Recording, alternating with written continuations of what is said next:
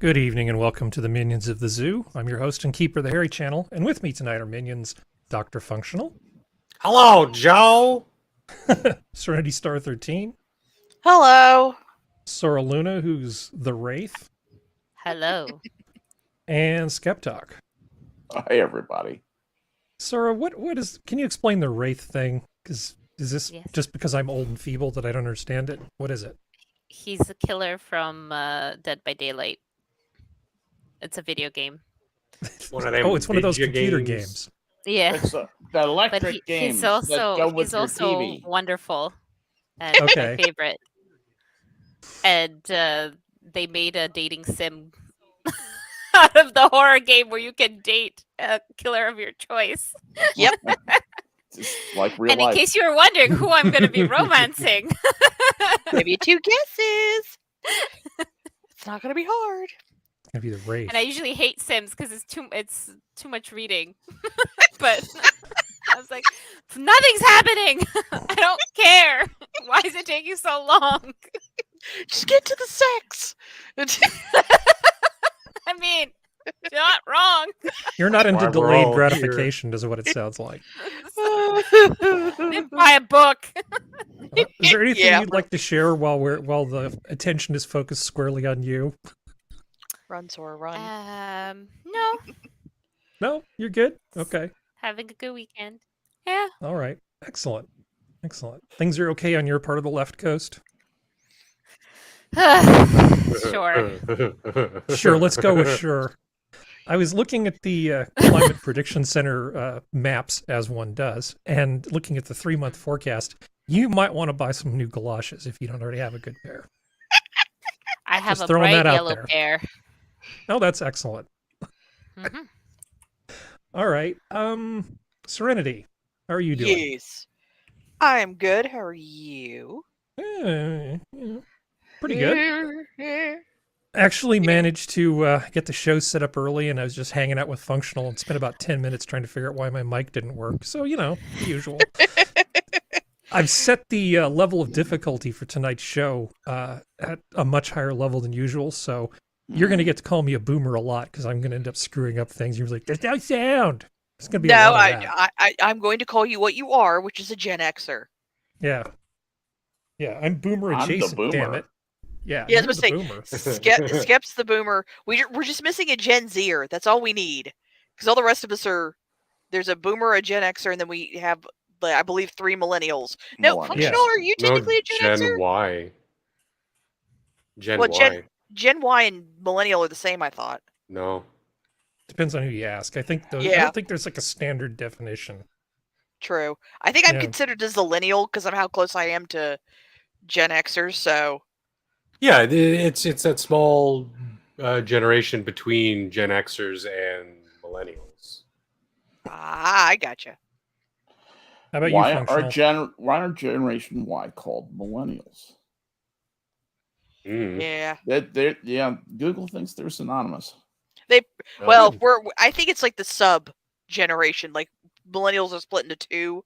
There's the Yeah. ones that are close to the Gen Z, Sorry. who are much like the Gen Z. I think it has to do with the people who grew up early on, just past Gen X, Yeah. where they had that small period of their childhood without the internet, and then the internet became accessible and relevant, and Mm-hmm.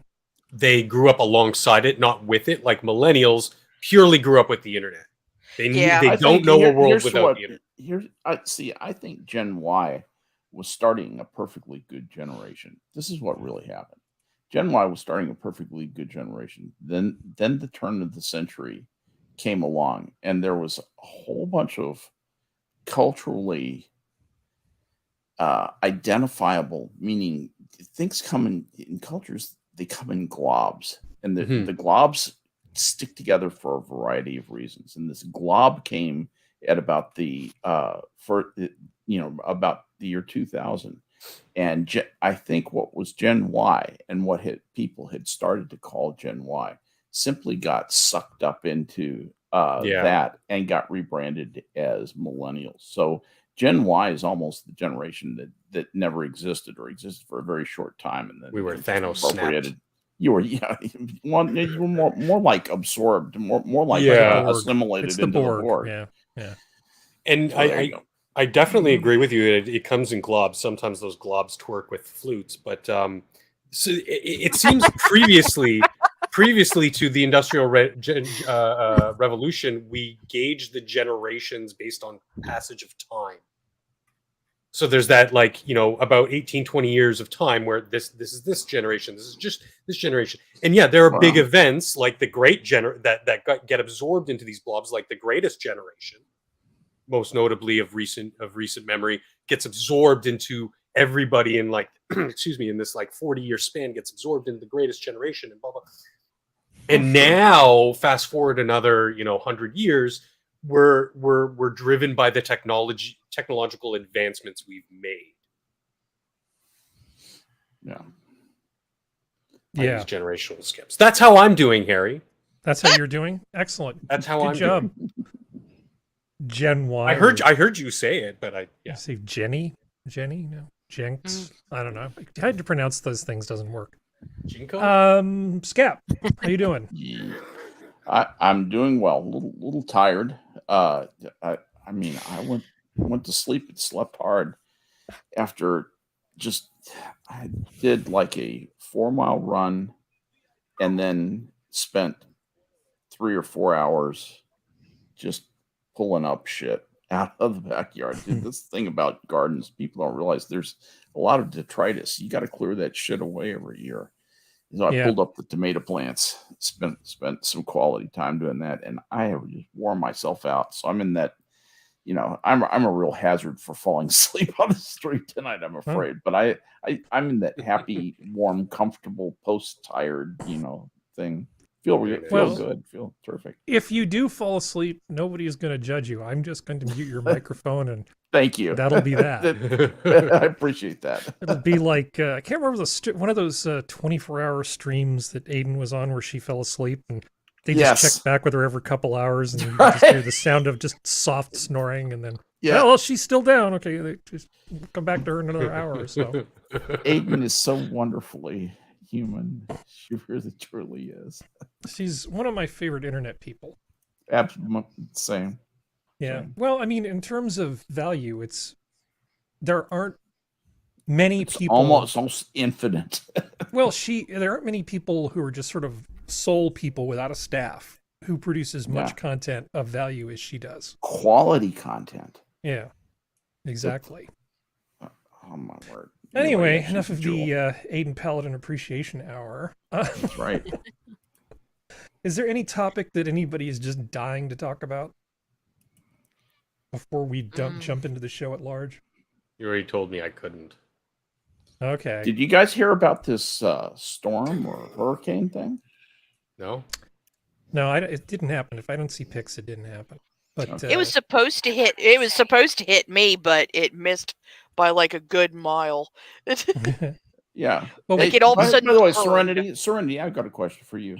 In West Virginia, if they had up in the holler, if they had a terrible disaster like that, and they saw a stranger going through and looking through people's burned out homes or washed out homes, what would happen? Mostly it depends if they like the neighbor or not. But if they like the neighbor, the shotgun comes out, gets cocked very loudly, and they go, "You better show me something that makes me not want to kill you." And then what I find interesting is that political posturing has driven some people to the point of defending looters. They might be looking for bread, Skep. It might be bread. Yeah, you're right. It's just like or for the rights that were stolen from them by Trump. They might be in that house. Trumpy. There's more Trump documents. Yeah. Good luck finding them. Serenity, do people nickname their shotguns? Just like Clem come out and just go, "This is my favorite gun, Bocephus." Doreen.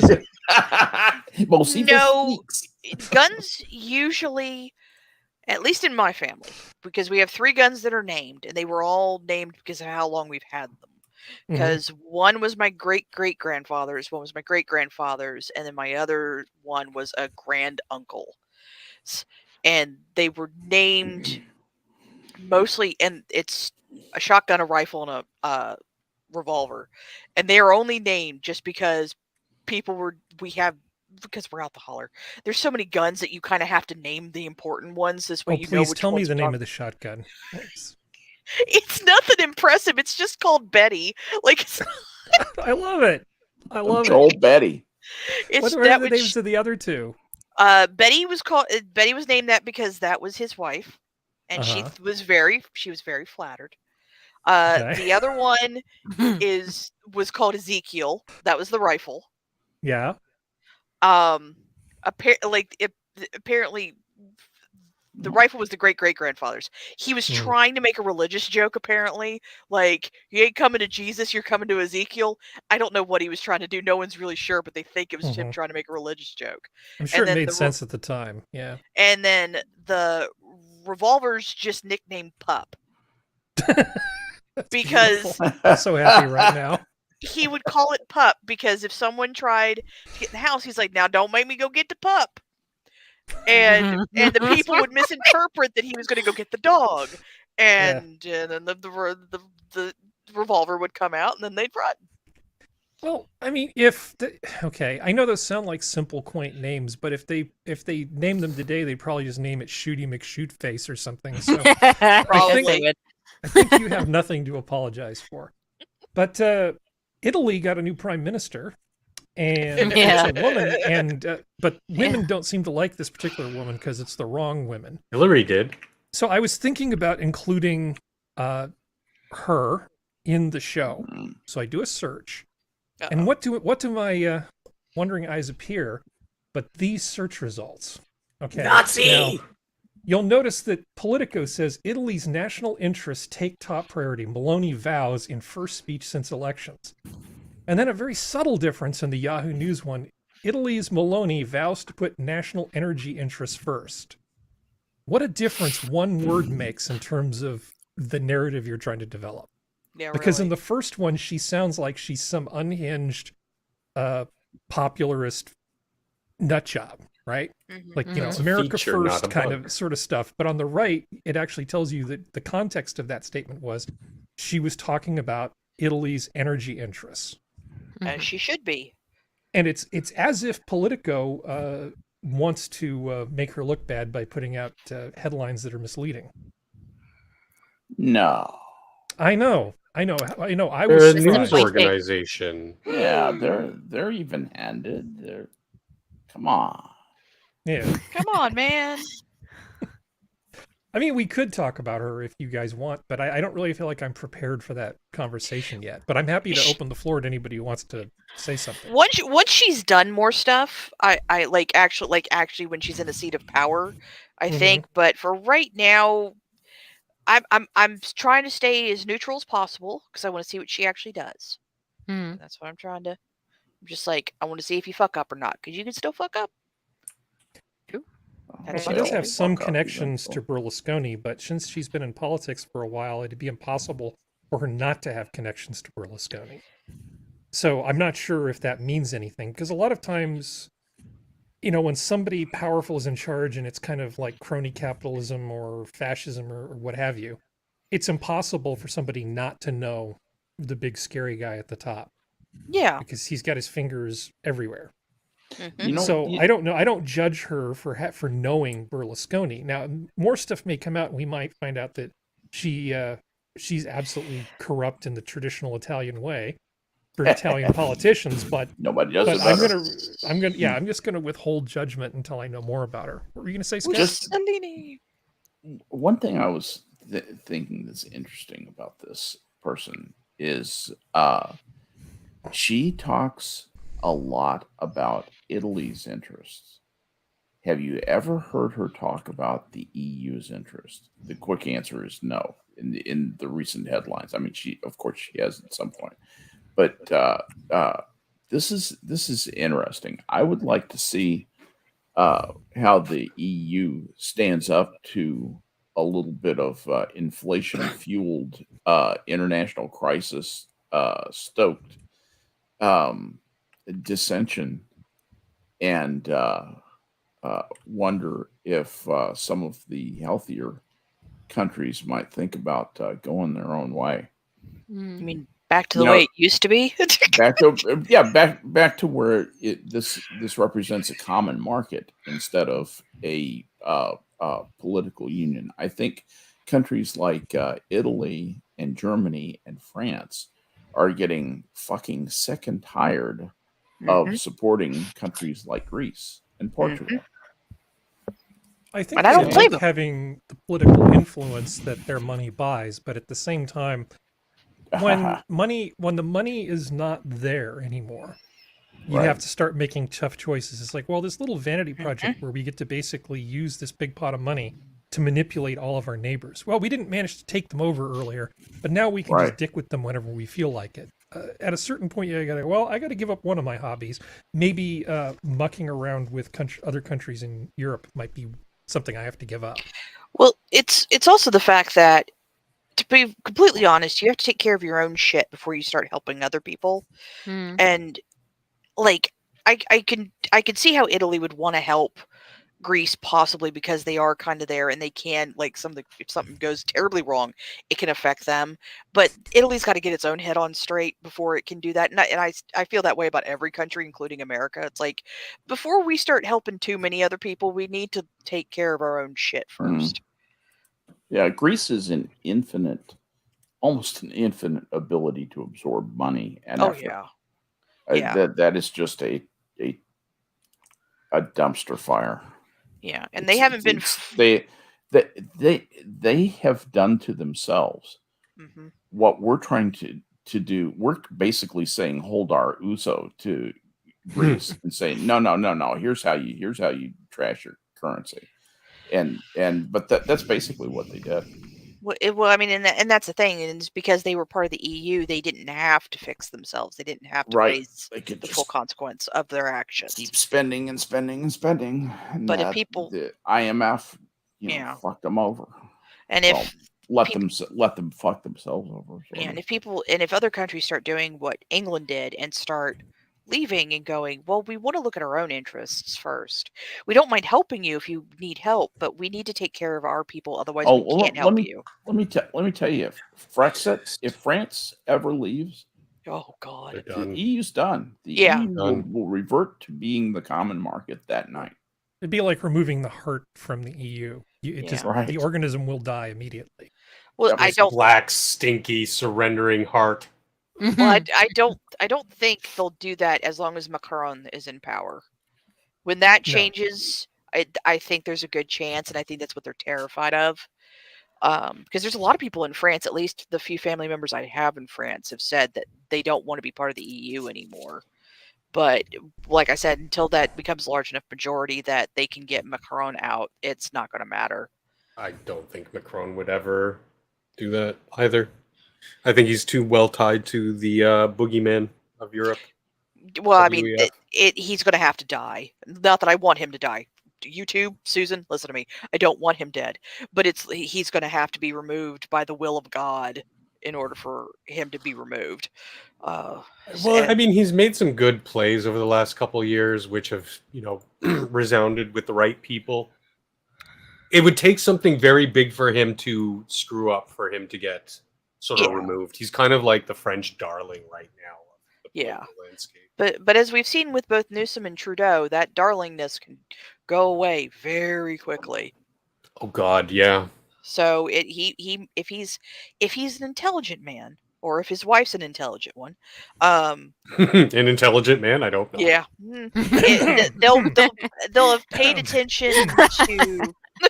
It's paid attention to what Macron, what's happening with Trudeau and Newsom and many other leaders around the world, and kind of go, maybe we need to pull back a little bit, and maybe he'll learn, but time will tell at this point. Okay, maybe she's not a man-hairy. She's a predator. Really old. She's a predator, that's for sure. Allegedly. Allegedly. God, It's ignorant. So I have God. another something for you, which is more from San Francisco. I was doing a little bit of research because we've talked about earthquakes and how screwed up they are, and I think I showed you guys some footage from Loma Prieta. So there were a couple of brothers who were filmmakers who did this long shot, early filmmaking down Market Street in San Francisco, which is sort of the main drag. And this was taken just a little bit before the earthquake. Oh boy. So we have a little bit of before footage and a little bit of after footage of the same location from the same filmmakers. A lot of the after footage has gone missing, so the only place I was able to find it was sort of embedded in this PBS thing, and I'm just going to kill the sound because we don't need to listen to these people talk about Went missing? It's clearly the globalists are in charge and trying to take care of this and cover up for the lizard people who are trying to molest children in pizza places. So here's before the earthquake. This is, I mean, by itself, this is actually pretty amazing footage. That is absolutely stunning. Used to be a good fitting. Yeah, I mean, but the thing is, these are people like us, and this is after the earthquake. Same location. Oh, wow. Look at how just utterly screwed this is. Wow. All the detritus that's what a large earthquake will do to a city when it happens almost under it. Amazing. Well, a city of masonry and bricks. Okay. How many died? Did they ever get a real number? Yeah, all. I lost track. All the ones on the right. So there's San Francisco from up on a hill looking down on what was left of it. The problem was the fire after the earthquake too killed a lot of people. Well, the fire after the earthquake was visible for well over 100 miles. People could see it on the horizon. Was it really? Yeah, It was absolutely brutal. There was I don't remember it being that bright, but anyway. You are not that old, you stop it. Yeah. And I wasn't that bright either. So what history.com says, which this is the same channel that does Ancient Aliens, so everybody take this with a grain of salt. It said it killed an estimated 3,000 people. 30,000? No, 3. Oh, 3. Sorry. No, you're good. It was an 8-point on the Richter scale. If you want to see the scope of the fire, here is what burned. Yeah, everything. Here's the part that burned. It's a little bit of the city's left. Yeah. Well, there was a distillery there during the day, because remember, this was part of the Barbary Coast sort of thing. And there was a distillery there that all these churches around it burned down, but the distillery remained intact. Holy fire right there. And so I'm trying to remember, there was a preacher from... Go ahead. It wasn't Anchor. It's a slightly different one. But Anchor picked up this recipe and started making it. Okay, so there was a preacher in Oakland who wrote a poem about it, and he said, something along, I'm doing this from memory, sorry. So why is it that God spanked the city for being too frisky? He burned down all the churches and saved Hodling's whiskey. So nice. I actually have a bottle of whiskey made from that formula. It is potent. They liked their rye whiskey back in the day. Hotelings? Yeah, Hotelings. Hotelings, that's what it was, yeah. Yeah. Now let me ask you this, Harry. Is it actually from the time, or is it just replica whiskey made from it's replica. Formulation? And going back to Fritz Maytag and Anchor Distilling, he's the one that got that recipe and made it. So the old Potrero from the old Potrero brewery, 18th century, is actually that's what I was trying to remember. The still brewery, yes. The still for the 18th century is modeled. The copper still they built is modeled on the one that George Washington had from Mount Vernon. Nice. The 18th century whiskey recipe, which I have some of, that's 130 proof. That recipe is based off of George Washington's recipe. They also have a 19th century recipe and the Hodlings. But be as it may, alcohol's fun. I mean, you can make 95%. You can make 190 proof alcohol. But would you want to drink it? Yeah. I have drunk it. Well, like these 110-year-old Filipino guys in the jungles drinking lambanog that's been distilled 5 times. Yeah, right. Yeah. So those guys are just too tough to die. That's the thing. So from what their website says, They survived the earthquake intact, not a problem. It was the fires that almost took them out. The first day of fires, the firemen saved the building. And then the second day of the fires, the army showed up, intent on destroying the building in order to save the government building next door. But allegedly, when the army discovered that the building was holding such valuable and flammable cargo, they decided instead to move the whiskey in an attempt to save the whole block. Salt water was pumped through hoses and in order to like coat the 11 blocks around everything, which is how like it didn't go up in fire with those when the fires started reaching through. I'm assuming it's that little square.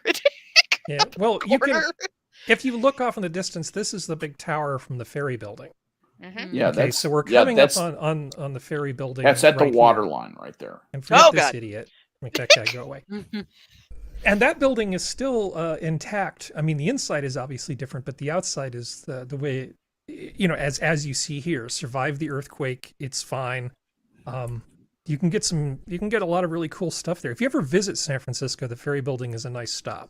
Not until they clean this shit up. Yeah, well, what is slip hazard? You worried about? Anyway, this isn't meant to be a documentary for why you should visit San Francisco. I just wanted to point this out because I ran across this footage and I'm like, yeah, I think I ought to show you guys this stuff.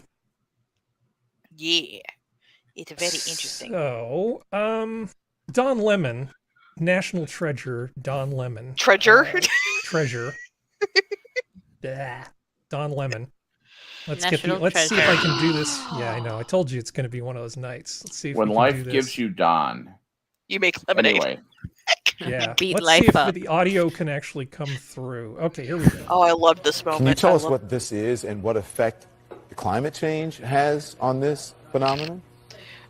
We can come back and talk about climate change at a later time. I want to focus on the here and now. We think the rapid intensification is probably almost done. There could be a little bit more intensification as it's still over the warm waters of the eastern Gulf of Mexico, but I don't think we're going to get any more rapid intensification. If you look here, you can actually see, pretty interesting for your viewers, you can actually see a second eye wall forming around the inner eye wall, and that's basically the second eye wall has overtaken the original eye wall, and that you don't need another eye wall.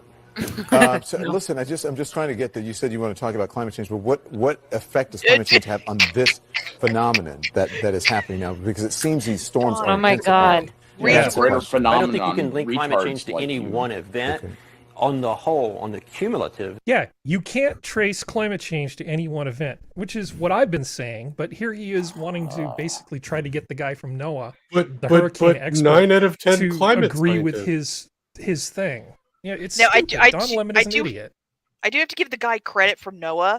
Like, you can tell he's so used to dealing with it. With the first time Don tried to do it, he just went, "We're not going to do that," and just went back, just went on what he was trying to say. He's like, do, step around, keep going. Well, the guy wouldn't necessarily be a good poker player because you can kind of see some ticks in his face, almost like he was about to snap. And he said, "Okay, I can't call this guy an idiot on his own show. Okay, you can. Let's just get this shit show back on track." Yeah, but I was impressed. That was a nice, clean, like do. It just kept going, just kept on walking. Yeah, yeah. Tell me you're stupid without telling me you're stupid. Tell me you're Don Lemon without telling me you're Don Lemon. So what do you think? Gutfeld is still there, but most of the people on late night are all getting shuffled out. I know, it's hilarious. Trevor Noah's leaving after 7 lackluster years of audience decline. Not watching. Yeah. Yeah. I just love the fact because I watched his what Trevor Noah said through someone else. This way he didn't get a view about what he said when he announced it was just going to be like the end of his stuff there. And he was like, "I used to learn languages." I'm like, "No, you fucking didn't. Shut up. I used to travel." You used to travel because you were a comedian. No, stop acting like you hot shit, sweetheart. You're not. You used to be funny. You're not funny anymore. Mm-hmm. Because you're a butthole. Yeah. But yeah, no, he's got a hot young thing girlfriend, so I think that's what he's going to be focusing on now. Okay, I realize now we're not talking about Don Lemon anymore. Yeah. Back to the idiot. Noah. Yeah. But Don Lemon didn't he lose his spot? Yep. Yeah, he lost his spot and he's been moved down to just regular now. Daytime. Yeah, he's Fuck like a you, news Donnie. fluffer. He's a news fluffer now. You know, he just gets you warmed up for the actual talent. Considering some of his actions as a fluffer in real life, I doubt he's going to be good at that either. Yeah, good times. All right. The world is healing. Yeah, circling back. Oh wait, this is the wrong thing. Oh, I don't circling want back. that. Don Lemon really is dim. Yeah. It's like they tried to make him the Black Anderson Cooper, and they were like, and it's like, honey, he ain't black enough and he ain't gay enough. No, they got Blanderson Cooper and stuff. He actually is gay enough. Blanderson Gooper. Don Lemon is more than gay enough. Yeah. He's got that part. Yeah. But he doesn't have that Gloria Vanderbilt money to really. allow him to have a really fabulous lifestyle. He's so also I don't know if just not a smart man. But anyway, go ahead. No. He's actually kind of functionally an idiot. Yep. So do you guys recall when the FBI decided to just empty out a whole bunch of safe deposit boxes because they saw some drug dealers go in and out of the thing? So FBI misled judge who signed warrant for Beverly Hills seizure of $86 million in cash. Shock. I know. I was shocked too. What? How is such a thing possible? How'd that happen? 1,400 safe deposit boxes. They rummaged through the personal belongings of a jazz saxophone player, an interior designer, retired doctor, a flooring contractor, 2 Century City lawyers, and hundreds of others. Agents took photos, videos of pay stubs, password lists, credit cards, a prenuptial agreement, immigration and vaccination records, bank statements, heirlooms, and a will, court records show. Do not think your stuff is safe at a bank. It's not. It's not. In one box, half of these, why are they in the human bank? remains. Yeah. 18 months later, newly unsealed court documents show that the FBI and U.S. Attorney's Office in Los Angeles got their warrant for that raid by misleading the judge who approved it. They omitted from the warrant request a central part of the FBI's plan: permanent confiscation of everything inside every box containing at least $5,000 in cash or goods. The FBI's justification for the dragnet forfeiture was its presumption that hundreds of unknown box holders were all storing assets somehow tied to unknown crimes, court records show. So they basically went in and just emptied out all of the boxes and took anything that looked fun. Anything looked like it was worth money. So what's the liability of that of the bank towards the patrons who lost their stuff? That'll be interesting. Yeah. This is a really, really interesting thing because in theory, as soon as the FBI comes in with a piece of paper signed by the judge, the bank is only responsible for, direct mishandling. Like if they were handing, if they somehow damaged the money or goods that the FBI was stealing, which is what the FBI was doing, out of those safety deposit box, if the bank somehow damaged them, they might be liable for that damage. But in theory, when the FBI hands you that signed piece of paper by a judge, they are off the hook in terms of being in charge of the custody of that stuff, because the government can always legally order you to turn over stuff. I mean, that's just there's just a mountain of law behind that. Need Prospero for the specifics, but I'll just tell you that that's the way that stacks up. Yep. So that's they definitely have the ability to do it. I just can't believe that they did that. What's obviously, it was an obvious fishing expedition. This just absolutely pisses me off. This absolutely shreds the Fourth Amendment.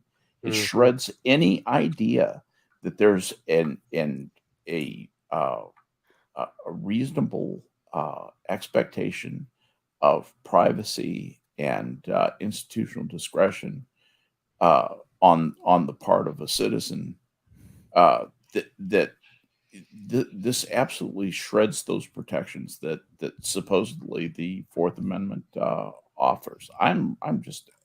I'm still pissed off about this thing. Mm-hmm. Well, This never should have probable cause may have existed for a small subset of those boxes.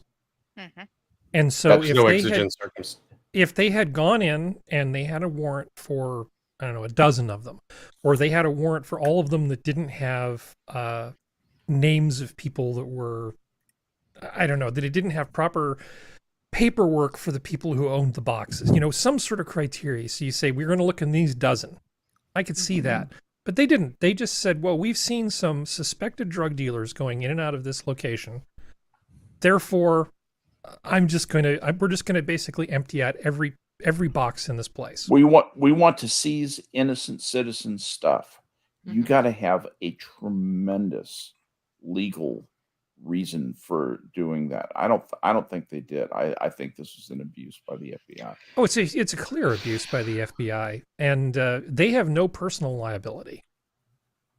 Although the fact that we're talking about a Fourth Amendment thing, I know that in the case of some constitutional things for deprivation of rights under color of authority, that qualified immunity doesn't necessarily protect them. But I am not qualified to speak to that. I'm just saying there may be some way they could go after these guys, but you'd still need a willingness to do it. Most of these people just want their stuff back and to be left alone.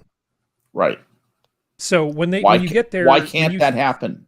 When you show up to see your stuff, there's a sign posted to the door, and then you get to lean down there and try to read it to get the name of the place that you're going to contact to ask for your stuff back. And then they'll say, well, prove to us that you got it legally. Somehow the burden of proof falls on you at this point. No. Because that's just. That is ample fodder for a civil suit right there. Well, that's how civil asset forfeiture works. They're just assuming that people... yeah. Oh, look, that person has gold coins. What are they trying to hide? I want my prenup back. I need to divorce this bitch. No, excuse me. If you have, pardon me, if you have taken out a safety deposit box and put some of your valuables in there, tell me again why you have to prove they're yours when the FBI goes in and illicitly, certainly, seizes them. Well, how if they're yours, it shouldn't be that hard, you know, because honest people don't. It's not that hard for honest people to prove that they're honest. Skep. Oh yeah, no, it's honest. Yeah, no, honest people never have a problem with that. Nope. I'm telling you, mason jars in the backyard. Just mason jars in the backyard. Just screw it. Actually, in law school, that's funny that you should say that. That's one of the things that they tell you is to if you're thinking about doing bankruptcy or you're advising a client on bankruptcy, is to convert everything to cash and put it in mayonnaise jar and bury it in your front yard. That's like a famous law school dictum when you're learning that part of bankruptcy law. That's what I've had several lawyers report that to me, that they just bury them underneath the woodshed. That's all you got. Absolutely. Bury them under the woodshed. Talk about mayonnaise jars. Honey, you sure do seem to be having fun with your new hobby. What is it called? Geocaching? Yeah. Geocaching in my own backyard. Totally geocaching. So, anyway, hey, Skep, let's talk about gardening for a moment, shall we? Oh, you're going to love this. My aching hands. Well, the USDA has announced a new initiative to create the People's Gardens. Now, bear with me because this sounds pretty exciting, and I think you're going to want a piece of it. The U.S. Department of Agriculture is expanding its People's Garden initiative to include eligible gardens nationwide. School gardens, community gardens, urban farms, and small-scale agriculture projects in rural, suburban, and urban areas, that means all of them, can be recognized as a People's Garden if they register on the USDA website and meet criteria, including benefiting the community. This is not real. It is real. Working collaboratively, incorporating conservation practices, and educating the public. Affiliate People's Garden locations will be indicated on a map on the USDA website, because that's what I want with the way things are going. I want a map that says where all my gardening is. Yeah. Features in USDA communications and provided with a People's Garden sign. Yeah, free food this way. We welcome gardens nationwide to join us in the People's Garden effort and all it represents, said Secretary of Agriculture Tom Vilsack. Local gardens across the country share USDA's goals of building more diversified and resilient local food systems, empowering communities to come together around expanding access to healthy food, addressing climate change, and advancing equality. So, did you see the benefiting the community? Yeah, you got to benefit the community. So to be eligible, you have to benefit the community by providing food, green space, wildlife habitat, education space. You have to be a collaborative effort. This includes groups working together with USDA agents, food banks, after-school programs, Girl Scouts, master gardeners, yada, yada, yada. Incorporate conservation management practices, such as using native plant species, rain barrels, integrated pest management, and xeriscaping, you bigot. And educate the public about sustainable gardening practices and the importance of local, diverse, and resilient food systems, providing healthy food for the community. So I assume you'll be case of 7 dust. You're gonna be signing up for this, right, Skep? No, I am absolutely apoplectic. This is amazingly bad. First, the government has to keep track of all these gardens, don't you know? Yeah, it's kind of desperately sinister. Fortunately, most people who claim to be gardeners don't know what the shit they're doing. I know this because I used to claim to be a gardener, and then I found out then I married someone who's an actual gardener, and I found out what gardening was. I would never do this. In fact, this is the last garden that we'll ever have this year. We're just too old. We're not going to have. So anybody out there in the public, those are the last pictures you'll ever have of the SkepTock garden, because we're not going to do that anymore. There's not going to be any more food here. Yeah. Well, you're going to have enough. I'm getting older. Enough canned tomatoes to last the rest of your life anyway, so it doesn't matter. You're not completely all wrong. 3 weeks. So it's well over a lifetime supply, looking realistically. Yeah, that's what I was thinking. I mean, if you're going to quit, might as well quit while you're so far ahead that it's not even funny. Yeah, exactly. So are there any other gardeners here, or anybody else want to comment on what a giant pile of crap this is? Well, from what this sounds like someone had a good idea that got transformed into a stupid idea, because what they're trying to do is make it so green spaces in urban areas are more likely to happen, so this way there's more locally grown produce. But someone in the middle fucked it up. Yeah, and did something the imaging is with poor. It. But the thing that's very interesting is there's a line that says gardens on federal property, such as USDA offices, are required to donate produce.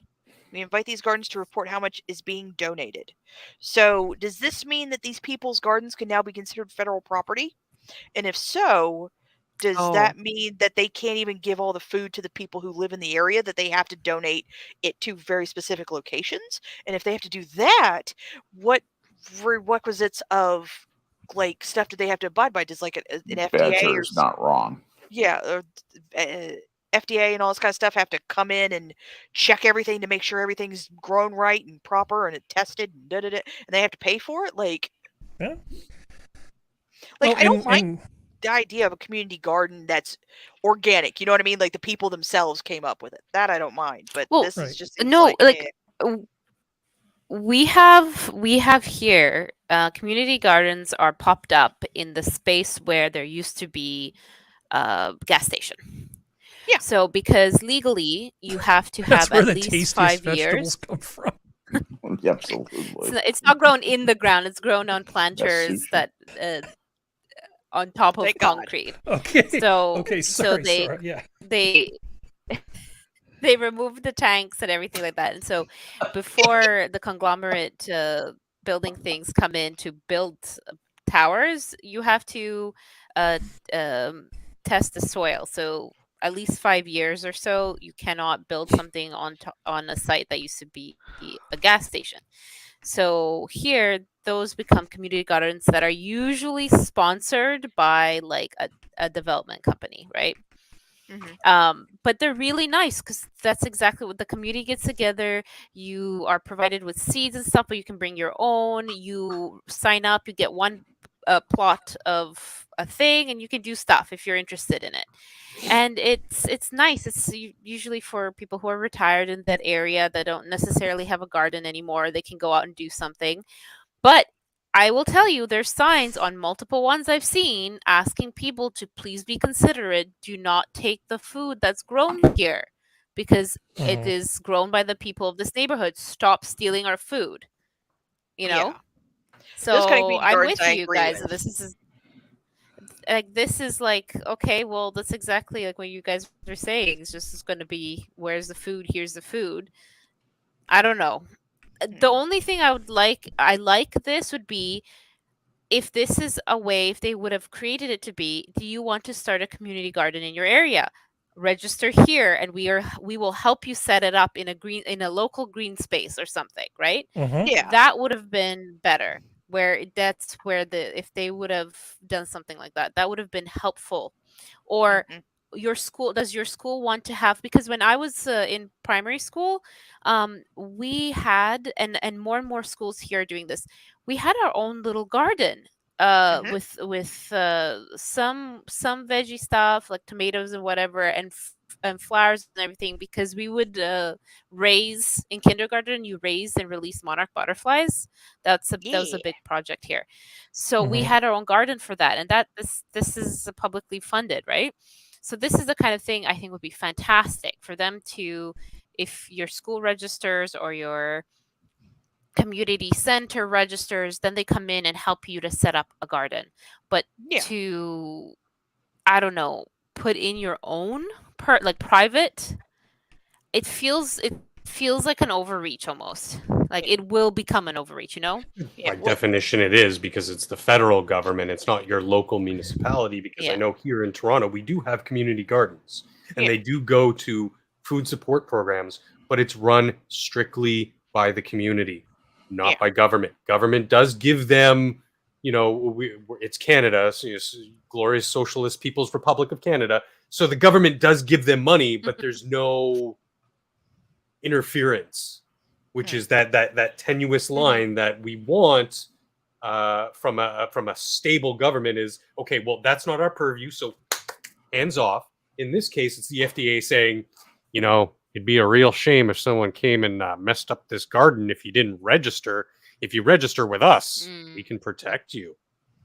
Well, and that's the reason why I say it feels like someone had a good idea. Like, hey, how about to help these underprivileged neighborhoods, we help them make gardens, or we make or give grants or something that's an easily traceable thing. Like we donate like raised planter boxes, and then somewhere along the telephone line, like of people, someone was like, no, let's make these absolutely registered and make it so they have to donate food. It's like, no, how about you teach people in the inner city a skill that gives them the ability to grow their own food, even in small ways. This way they can at least take some of the edge off something, or they get a skill, or it gives them the ability to get out and meet other people, something like that. And it just feels like someone started with a good idea and then the government fucked it.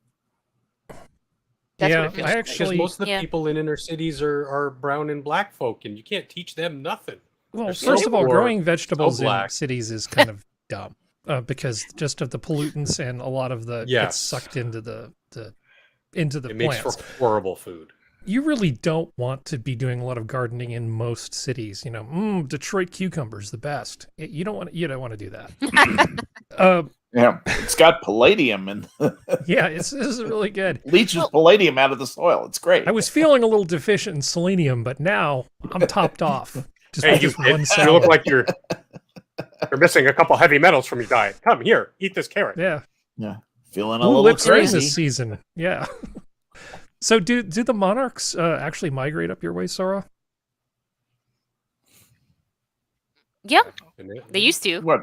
I haven't seen them in years. Meghan, or what? No, the butterflies. No, they ran away. They're in Montecito. Oh, okay. They're Harry's neighbors. On the slight topic of monarch butterflies, we for some reason had some up here in West Virginia this year. It was a little weird. Oh, that is a little weird. So this is what they look like in California. Yeah, really. Like give them a map and send them back our way. Well, when they decide to migrate, this is what they do. They cluster like this to stay warm, and so this is what they look. they'll just be tons of them. So this one whole forest, they have like this raised walkway, sort of like you imagine you would have when you do your shoot a dentist or time travel type things. You don't step on anything. So you've got this walkway with little things, and there's just millions of butterflies everywhere in this little area where they like to perch. Well, sorry, Serenity, I didn't mean to cut you off there. Oh no, you're good. It's like we saw like I want to say it was over a couple days, and we saw like there wasn't a whole hell of a lot of them, but there was like 30 of them, and I'm like, guys, I think you went left at Albuquerque when you weren't supposed to, or right at Albuquerque when you weren't supposed to. Like, what are you doing here? They're supposed to migrate to the southwest, right? They're supposed to go more toward the California side of everything. Here it's actually a thing. It's in Ontario. It's weird that they've stopped in volume that they have in the last 3 decades here in Ontario. We're missing them. Like they were very prevalent here, and now they're very rare. Well, it's one of those. I know I think it's the mountains that fucks with them, so they don't come around here. So they try to avoid the Appalachians for the most part. But so I think that's what screws with them. But for some reason, there was like 30 of them over like a week's time. Would just kind of flutter through, and I'm like, if I only saw one of you, you're lost. I would think that it was like one of those like one of the butterflies that looks like a monarch butterfly but isn't. But but they weren't the right size, and the color was too good. Yeah. And I was just like, guys, do I have like I even looked it up on the internet. I was like, do I have to capture them and like move them? Like, what am I doing here? Like, why are you what's the here? responsible thing to do here? But they moved on. Like, thankfully, no bird caught them because I saw some of them flutter through the other yards. Because we have a whole like back fence of butterfly bushes, so I think they were trying to top up. hey, yes, we're talking about butterflies. No one judge us.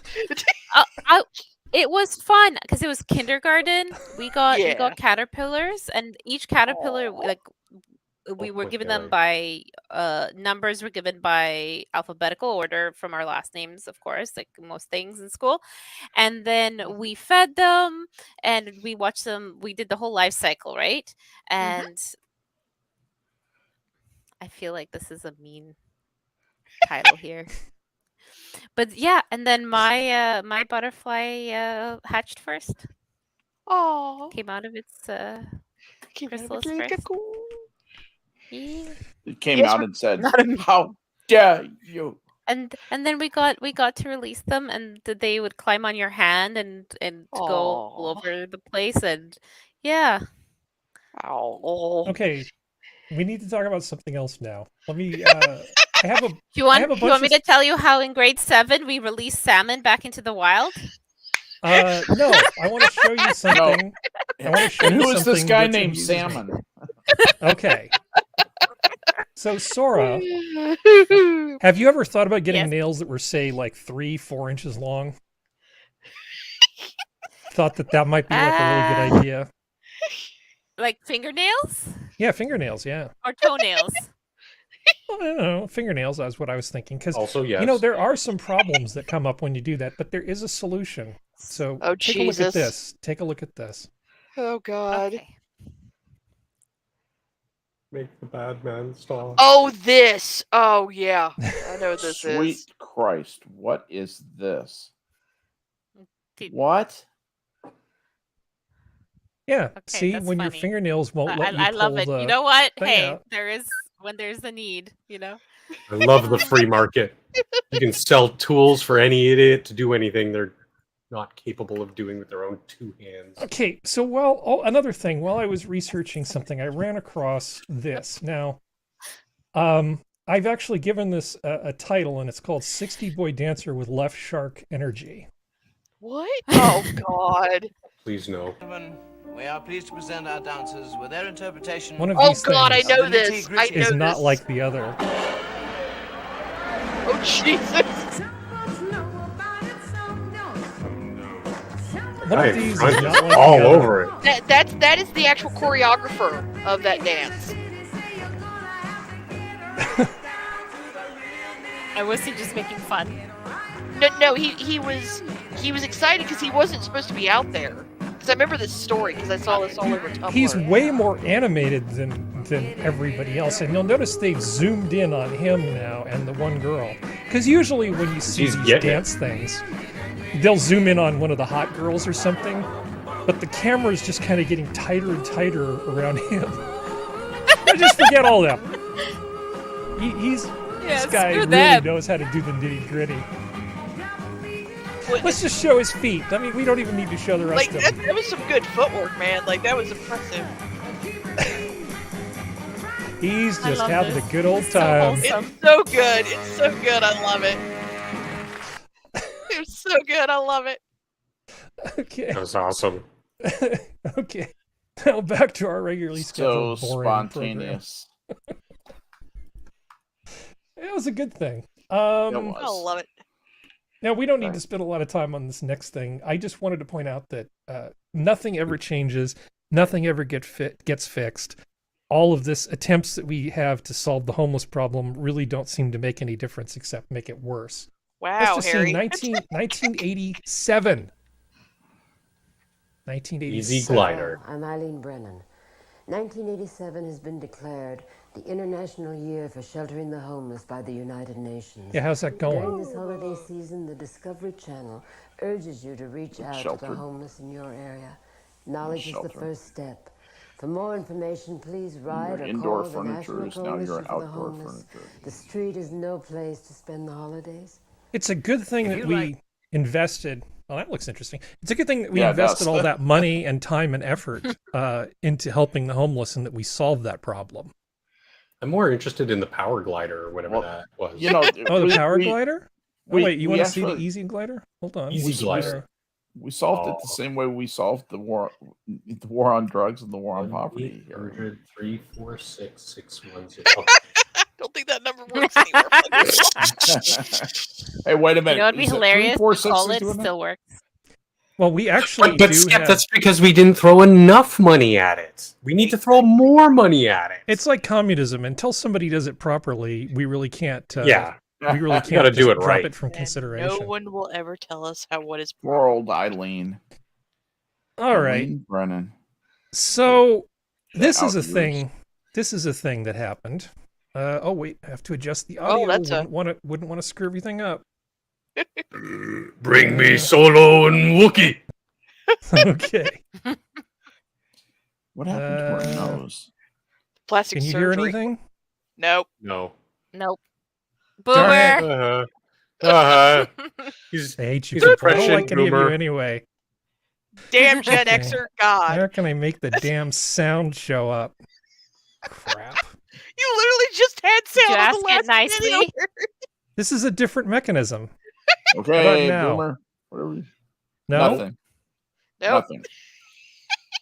not now. I'm Nope. liking both. I'm liking both of them. Oh being no, quiet, the crystal! Oh no, the crystal flute thing! Okay. Oh no! We'll I do know this. what this is. We'll do this another way. Okay, hold know what on. this Just talk is. amongst yourselves. This is the Y'all James can break Madison it? flute. You guys Yeah. are like the worst friends. It's the Jebediah Springfield or Hans Sprungfeld flute. I'm not going to ruin Harry's I surprise. believe in Okay. you, we Harry. Here we go. You Here have we go. the power. And thanks to social media, singer Lizzo making Got history it? on stage at Capital One Arena. She played President James Getting audio? Madison's 200-year-old flute. It is reportedly the first time Yes, giggity. the glass flute has ever been played. Since then, Crystal That's why flute, you Tisha Lewis joining us live woman. tonight from Southeast. Incredible show and so much play on social media because of the history behind that, Tisha. Absolutely. You know, I wasn't at the concert, but I feel like I was when I see the tweets and the videos. We're talking about history happening before Someone's our better. eyes. The iconic glass flute that we've been talking about calls the Library of Congress home. In fact, we had a chance to check it out inside the library's Madison building. Meanwhile, we saw it up close today after Lizzo played the flute on stage last night, making history. This all came to fruition after a Library of Congress staffer tweeted Lizzo, inviting her to check out their flute vault and even play a couple notes. She took it a step further.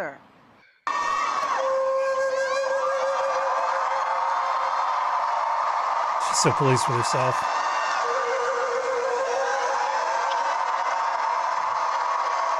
She's very excited. Okay, so what happened? Sorry, here, let's get back there so that I can do this. Okay. That's for you, Skep. Yeah. That's cute. Huff and puff. Very nice. Actually, I have kind of a hot take on this. Well, hold on. Let me just frame it really quickly, and then I'll hand it to you first. Please. I promise. Okay. So there were 20 of these glass flutes made, 2 of which were made of lead crystal. One of the ones of the 2 that were lead crystal was given to James Madison. Mm-hmm. It ended up being given to a private party, upon his passing, and then later was donated to the Smithsonian. Mm-hmm. Well, one of the Smithsonian museums. And unlike when I, want to know if somebody wants to come over and look at my my flute vault, when the Smithsonian does it, Lizzo comes running, or what passes for running for Lizzo. And so what was going to be just her showing up and getting them some good publicity by just looking at the flutes and talking about it being cool. And I have no problem with that. I mean, I think it's great fundraising or awareness raising or whatever you want to call it. But I wouldn't give Jean-Pierre Rampal that flute on loan to go do a concert with, let alone, I just wouldn't. I wouldn't let that thing leave the damn library because it is absolutely irreplaceable and it is part of the nation's history. Mm-hmm. Maybe I'm just uptight. Go ahead, Skep. I'm of 2 minds. The risk to the flute is something that weighs, as you eloquently point out. That's something that argues to keep it in the vault. The other side of this is flutes. Those are made to entertain people. They're made to draw people's attention, to bring a little joy into people's life. And almost the only good thing about Lizzo is the fact that she is a concert level flautist. She is top notch. Absolutely top notch. I mean, she could do it professionally. She could be a professional flautist. Very few people in the world can do that. People can get to the top notch. She really is an outstanding flautist, and as such, her interest in it is legitimate. Her fascination with it, I'm sure it's a totem of something she's spent all this time working toward. And the other thing was she was pretty respectful, I thought, about the way she handled the situation. I mean, she is a complete, she's the Liberace of the flute is the way I think of her. She's showy. She's actually legitimately talented, but she's also just, something to look at, and it's her size and her spectacular nature. That's exactly what Liberace did. He just wasn't fat. So it's easy to hate on Lizzo for doing this. On the other hand, now a lot of people know about the lead crystal flutes of the 18th century, and a lot of people were entertained by those flutes, and those flutes got to fulfill a little bit of their of their karma, their real karma. Anyway, so I kind of have a philosophical take on it. I'm semi okay with it, even though I don't like Lizzo at all. Yeah, hold on, but I'm going to give it Functional. I can tell he's ready to say something. I want to be clear. I actually don't slight Lizzo for saying, "Hey, can I borrow this flute?" and them going, "Okay." That's totally fine. She asked, they loaned it to her. My issue is with the museum. Yeah. I don't think it was a responsible thing for them to do with this thing. Now, if that's a good case for that. Yeah. Well, if somebody is playing a $2 million Stradivarius, right? Yeah, that's an important thing, and yeah, it's irreplaceable. But there are other $2 million Stradivariuses in the world, and there's insurance on those things. Well, I don't even know what happens to one of 2 things in the world that's also tied to the history of a U.S. president. Yeah. Go Functional. I kind of agree with, I mostly agree with Skep. I think it's kind of whatever. She wants to play. She's a trained flautist. It's not like they just gave her an instrument she's not trained on. I don't, like you said, fault her. I don't like her. I don't really care if some hot stuff pianist was like approached by the museum in where was he from? Austria, and said, "Hey, we've got Mozart's piano. We want to spread awareness of our museum, and would you come play a song for us?" I'd be like, "That's freaking cool." So I don't see like I'll make fun of this blob of a woman. You know, at the museum, do the thing at the museum, wasn't this concert at? No, she took this thing and went out vicinity? and did a concert on, you know, at the Capital One Arena. She went to the Capital One Arena, stood up on a stage surrounded by people with all the shit that could have fallen from the ceiling or collapsed, or all the rigging and all You don't the think stuff that they that would goes have in, an 'cause things entourage and happen. security with it? Well, she doesn't If it's look like such she's a- surrounded. Well, no, I'm they sure they there's some actually security. they actually did show up with curators and Yeah, that's what I security thought. for it. They didn't go on stage with her, but she played it in the Great Hall of the Library of Congress, apparently, like Yeah. at one point, and she's actually like it's amazingly good. Did you hear her performance? That's when I Yeah. realized how good she was. Oh yeah, I have no she's- issue she's with new. that again, Serenity. I mean, The- playing it at the the National Gallery, I have supposed- no issue with.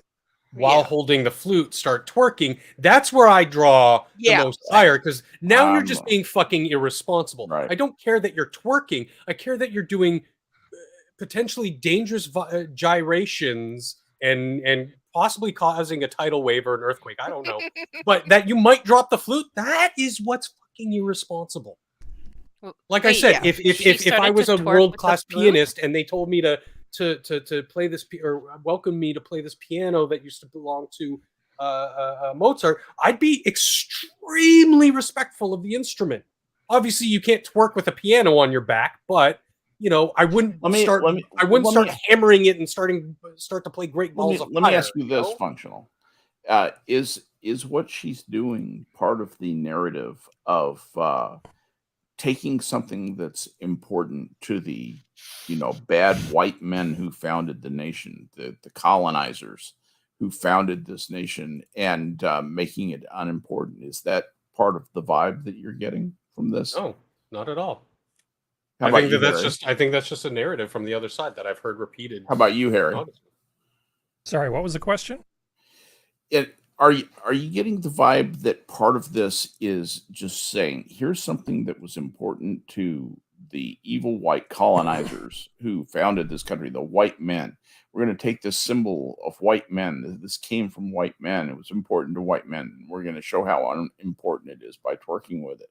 Is that the vibe that you're getting from this? No, I don't think so. Lizzo even was actually pretty gracious about thanking the museum on stage and talking about how awesome history is, and she didn't do anything wrong. I just think it's irresponsible if you or I went and said, "Hey, there's some cool stuff in this library. It's library, right? Can I just check that out? You know, do I just give you my card and pay you 10 cents a day to take this home?"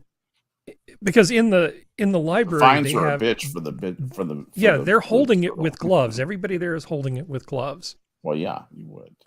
Because this thing is actually pretty delicate.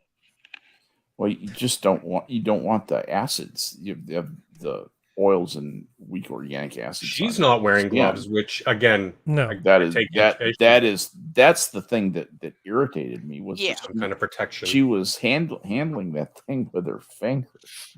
God. I don't know how susceptible lead crystal is to. It will be difficult to play it.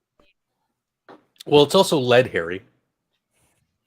Well, sort of lead. Well, it's lead and crystal, and I mean, with any kind of artifact, yeah, sure, one person touching it every 600 years, not going to really degrade it. But like again, why take the chance? You want to. The problem, guys, is that when you touch it, you have to clean it. It's clean. Yeah. That's the problem.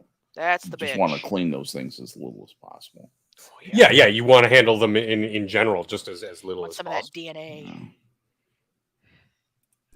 But no, like I just wish like it's a beautiful piece. Like, oh my god, it's amazing to look at because the at least the video I found on YouTube is from the Library of Congress. And they actually show you close up pictures of it, and it's actually really. Wonder cool. what Rick would offer you for that if you walked in with it. And $5. If I can circle back to your question too, Skep, because I gave myself a couple seconds to think about it. I think that maybe that might have been an intention along the line at some point. But in me saying I'm not going to play that game, I'm not going to give them any power with that. So you didn't step into it. Okay. No. When I heard the story, I was like, oh, great, Lizzo's in the news again. And then looked at what the flute actually looked like. I was like, wow, this is a beautiful piece of artwork. It's incredible. Yeah, it is. Yeah. Well, the next thing is another old piece of video, because I guess I'm just feeling nostalgic. This is an ad that used to run when I was a lot younger here in California. And this sent me on a journey looking some stuff up. So I'm going to share this with you. Yeah, Elwin, let's go to a rave in the Vatican. That sounds like so much fun. Oh, God. Eddie and the Cruisers. Black Adoption Festival, Saturday, May 17th. For information, Black Adoption Festival, very important. 4577. Yeah. Racist. Yeah. Come on, kids.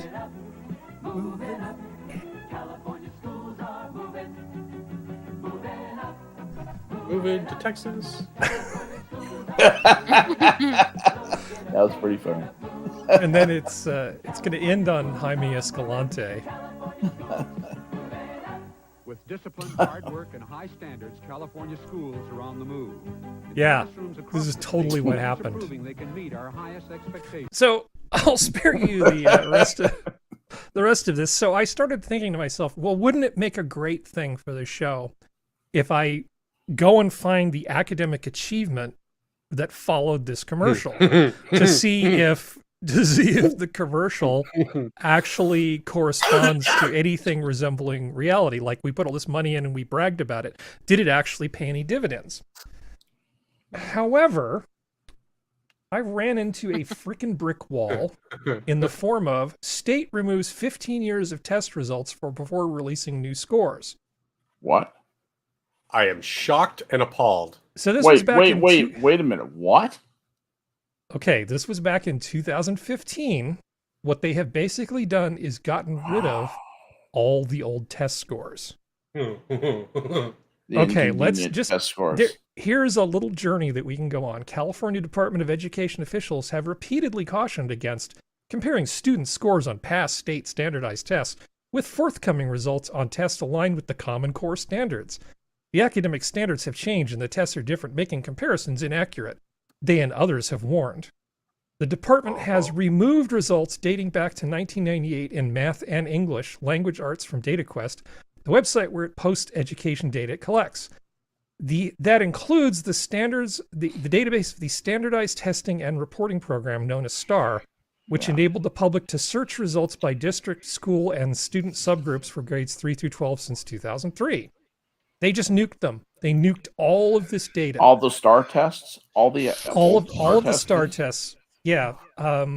So they actually passed a law. Let's see, in 2013, State Superintendent of Public Schools Tom Shemp, and backed by the State Board of Education, forbids state agencies and local schools from comparing results of the two different tests. The law says that the California Department of Education local school districts shall not use a comparison resulting from the scores and results of the new tests and the assessment scores and results they previously adopted in the previous adopted content standards. Meaning that not only have we gotten rid of the scores, you're not even allowed to talk about whether or not the students have become dumb as hell compared to the previous students. Now, I went through this so you wouldn't have to. And there's this little beautiful paragraph, and this is the last one before I stop reading this. That said, she added, the elimination of the STAR data keeps us from monitoring the gaps for student subgroups prior to and after the new assessments have been implemented. The exact scores themselves are not as important as being able to see if the new system exacerbates or diminishes the gaps in achievement. Meaning, they don't care how dumb you are as long as everybody's equally dumb. Oh boy! It's not often you catch them in writing. Yeah. Wow. So this thing that I was going to put together for you is basically me talking about why everything fails. So then I thought to myself, I said, Self, you should see if we can look at the test results for the students going to university. Let's look at the SAT and the ACT scores, because that will tell us what's going on. Because why not? They can't. Those are racist. They can't stop me. No, they will eliminate. Oh, they can. University of California will no longer consider. Damn it! SATs will no or longer ACTs. consider SAT or ACT scores. Yeah. So it's going to be useless. Yeah, about half of the schools in the country have stopped using standardized testing as a means of figuring out whether somebody gets into... if you get a high enough grade on your SATs, they will pay attention to your SATs. I know this is going to come as a shock to you, Skep, but I actually got into UC based on nothing but my test scores. I applied by test score only. I believe that completely. I don't normally share this, but I will with you anyway. That was how I got into Northwestern. I did not get in on my grades. I got in because I did extremely well on the SATs. Yeah, but if I was born 17 years ago, the only thing I could do would be basically play their game. You know, go to school, suck up, do the community service, holding signs at protests, getting, just brown nosing myself so hard that I could get somebody to say, yeah, he's one of the okay ones, and hope that they might let me in. Exactly. We are so screwed. One of the token white males. I'm sorry, I've been talking a lot. No, but it's a good thing when you talk here. You have it's a good thing. Things to say. The problem is that when you have 10 places, let's say, in a graduate studies program, and you have 10 people who are good enough to qualify on a minimum level, and you say, okay, we will take anyone who qualifies minimum level, and then we will go through that qualifying group and look for people of a certain race or ethnicity or background or whatever it happens to be, and you miss the Harrys. You miss the people who have real legitimate intellectual talent way outside the normal distribution or way to the left side of the curve. And that is really to society's detriment. You really see society slow down that do that kind of sub-optimization is basically what it is. Well, the thing is, this is like everything else, is that this isn't going to help those underprivileged kids, because they're going to get in thinking they've earned the right, because they're like, oh, I get to go to Northwestern now. Yeah. Because of the fact that they keep trying to forgive student loan debt, the schools have no reason to drop their prices. They're just going to up them. So now you have people who are already from a bad socioeconomic group, who may not be that intelligent, who may not be able to deal with that level of work that you're going to need. And then they'll get the loan, but they'll only survive a year or two, and then they'll quit. And then they'll have, instead of going to a local school that maybe would be, and it's still not good, would be $20,000 worth of debt, now they have $70,000 for like a year or two. Yeah. And now they're even apprentice in a trade, which is even more practical. Yeah, and now they're even more set back than what they were, so they're not actually helping anybody. They're hurting them, but they'll still pat themselves on their back like they're doing something good, because they're either too arrogant, too stupid, or both to realize what they're actually doing. So this is it's literally nothing. It's a Band-Aid. Well, it's harming. It's harming, but it's still also a cosmetic Band-Aid. It's this way they can go, look how many kids from this community of this certain ethnicity we've taken in. Yeah, how many survive a year? Yeah. Answer that number for me. Well, this just drove me crazy, because I was like, oh, damn, I can't do a thing on the show. No, I can talk about why I couldn't do a thing on the show. Because sometimes showing your failures is actually useful. You cook a dish and it doesn't work out.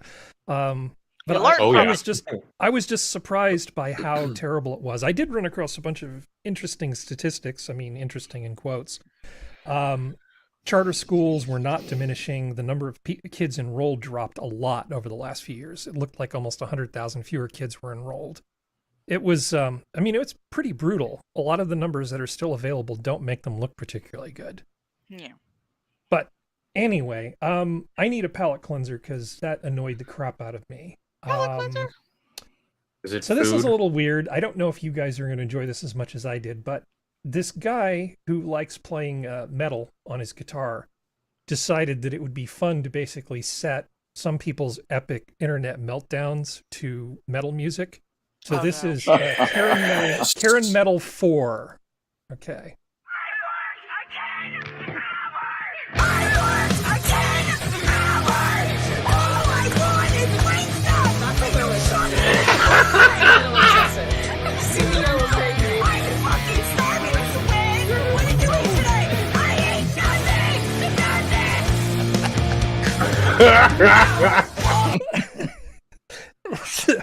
He's done a series of these, then we go into no pomegranates.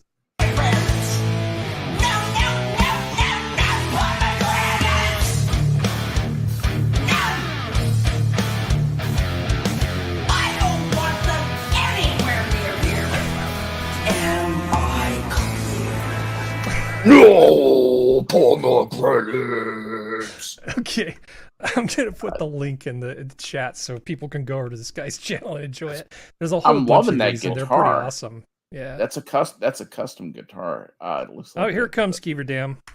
Fender did him one.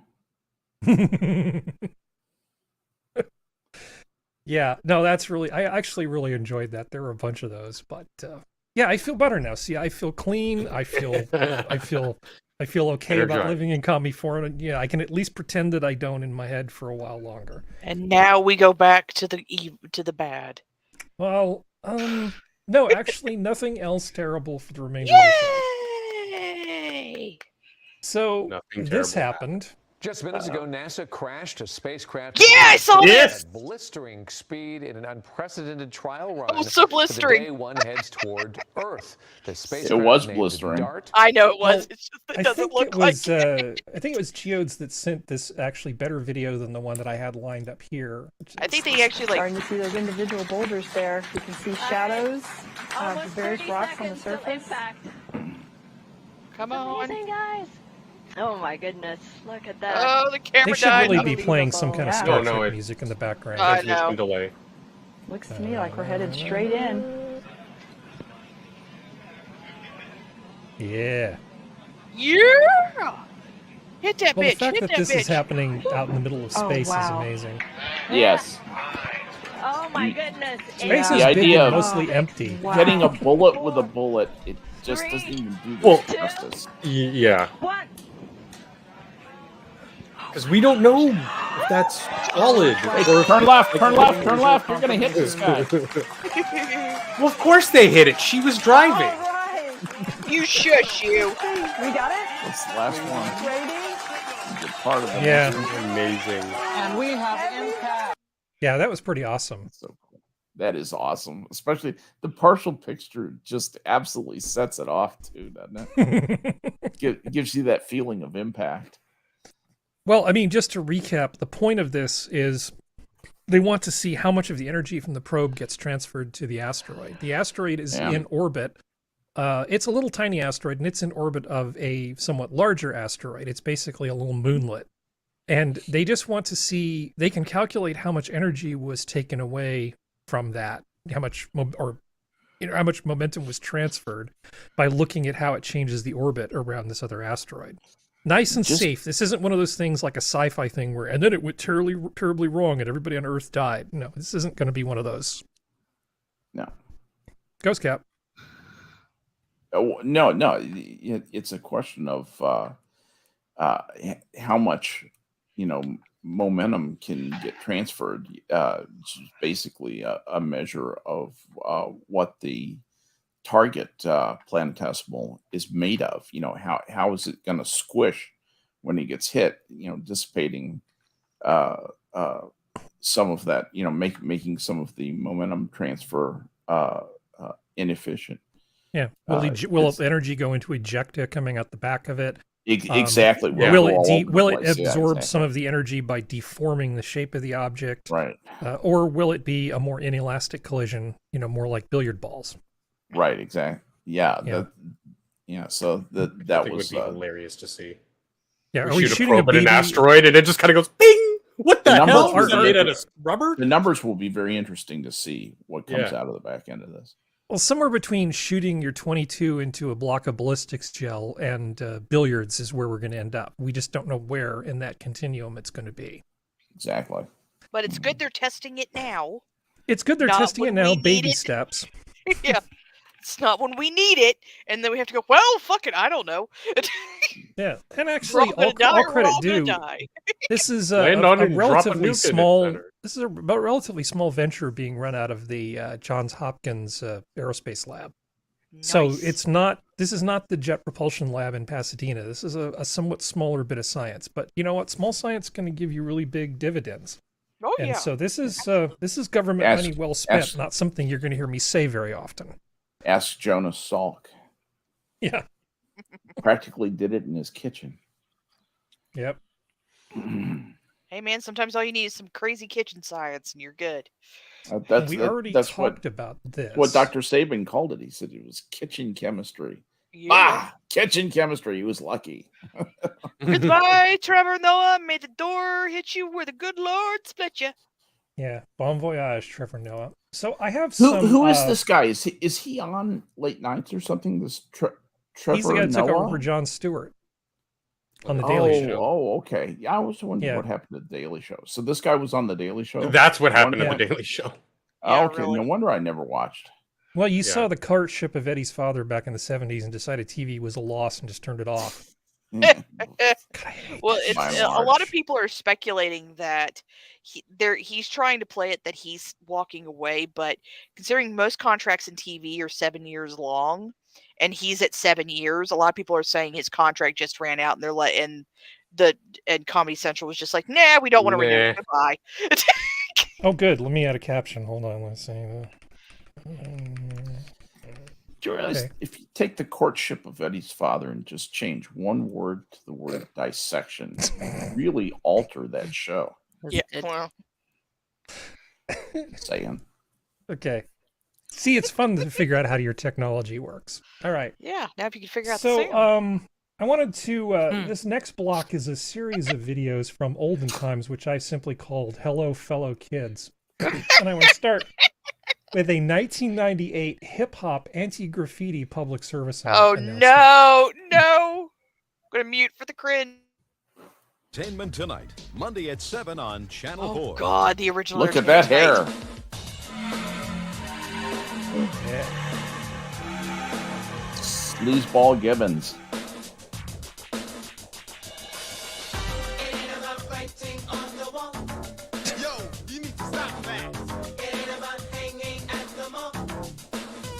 Yo, you need to stop that.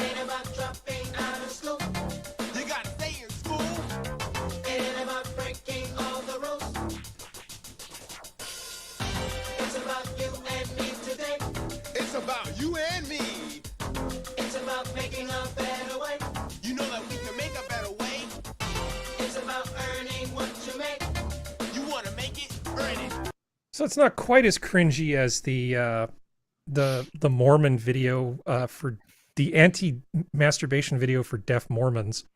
It's not quite as cringy as that, but it's right up there. And not only that, but even the hip hop is terrible. I don't know, Harry. I guess I no longer want to graffiti the wall now. You were going to go I'm outside and suddenly spray compelled. paint some stuff, and now you're not going to? Yeah. Yeah, exactly. I've turned the other cheek. Okay. I'm suddenly compelled to never pick up my paintbrushes again. we lost Serenity completely. I said I'm muted. Hell no. I was like, I'm muting. This is where I can cringe in peace. And that is what I did. And of course you paused on that poor little Asian boy's terrible face. Because he just looks like, like it's just, oh. Could pause on some other thing. Here, I'm going to mute it just for now. It's like, here, look, you can have the youth counselor teach you how to paint. Oh, poorly. that's not creepy. Is that That's painting? not creepy Is at that all. even remotely appropriate for like the age of this kid? Well, also, don't stand like that next Depends. to a teenage boy. It Don't. depends on the length of the bus he rides. Depends on it. Nope. I'm going to shut up. No. It's I was quite going, no. No, well, no, I was going to make a comment that might get us hit, so I'm just going to keep my mouth shut. Well, because everybody wants money from kids. You want that back to school money. So here's an ad sort of aimed at kids, and it shocks me how out of touch adults who make commercials are when they make commercials for kids. Maybe this is actually aimed at the parents, but I think this is supposed to be something like, hey kids, being organized is cool. Maybe you guys have never heard of a Trapper Keeper. Is this something you guys have ever heard of? Oh, yeah. Yep. Yeah. Trapper Keeper? Walmart has Trapper Keepers back. And want to know what I did with my $10? I bought a Trapper Keeper on Modern. Oh, well, then this is for you, Serenity. Here we go. Mike Hammer. Now I want to watch Mike Hammer. Yeah, Oh, why are we God. watching Mike Turn the Hammer? tracking dial. Turn the tracking dial. There we go. Much of him this year. With all his schoolwork, he's become a veritable whirlwind of paper. Well, that's why I got him the all-new Me Trapper Keeper. These really cool trapper folders let you organize. So how old do you think this actress is that's pretending to be in high school? 35. Oh, 27. This isn't convincing anybody. She's definitely old enough to drink. I still wanted a Trapper Keeper when I was that age. Damn it. Okay. I keep getting older. She said hot. Do you see the way she said hot? You're not She's hot supposed to for have guys who are wrinkles. organized. You're not supposed to have those wrinkles on the sides of your eyes when you're in high school. Sorry. Yeah. Only Trapper Keeper from Mead. Yeah, screw that. There was one more I found when I was stumbling around the internet. Hi, Jeffrey. How'd you find me? Easy. I just followed your notes. Because you're a slob. You need a Me Trapper Keeper. You need it to buy comes with this trapper thing. folders that trap papers in so they don't fall out. I've got a. I mean, maybe Three I was hole just punch. low budget. All I had was like those peachy folder things, that they would give you, the shitty ones that you could just, it's sort of like, maybe that's why Trump had all those empty envelopes that said top secret. You mean 'cause the he manila remembered- envelopes? Yeah, the manila envelopes, because you got to use was it like, to what's save all your peachy? stuff. I was like, what's peachy? So that was a brand. They had these I- things. There's like peachy folders, and you didn't have to go buy like a fancy Trapper Keeper. I didn't have a Trapper Keeper. We just had 3-ring binders. Yeah. That was when I got back to the United States. Before that, all we had in Belgium to take all of our notes in, everything was done in blue books. You took your class notes in them. You did your homework on blue books. And your homework blue book was the most important thing in your life. And I didn't even have any other thing to write in until I came back to the United States. Yep, but then I don't have a neon green and neon pink leopard on the cover of my cover of my binder. I need a Trapper Keeper. Yeah, With exactly. multicolor folders inside of it, so I can keep everything, Yeah, all my it's D&D characters separate. It's just interesting to me that during that time, this was in 1959. I was in Belgium writing in blue books. I was writing in the same blue books in 1974, taking finals at Northwestern. Blue books have endured, haven't they? Yeah. I bet you they don't use them much. Sorry anymore, about the dogs. That's okay. No problem. Let's look at a little 1995 teen sexting. So this is a Oh, commercial for God. AT&T WorldNet. Oh, God. I remember that. ASL, baby. We're talking dial-up, dude. they at least look the age. Oh, ASL.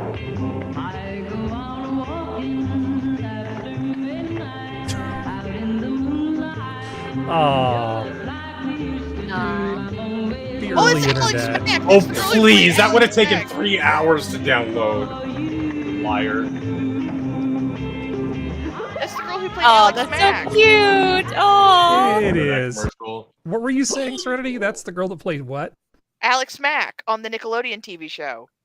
Oh, Yeah, it you is. have to pretend Yeah, that I that- know who that is. Well, I'm saying that more Oh for my Sora. god. Is anybody else? Yeah, that's her. Teen detective. No Really? way.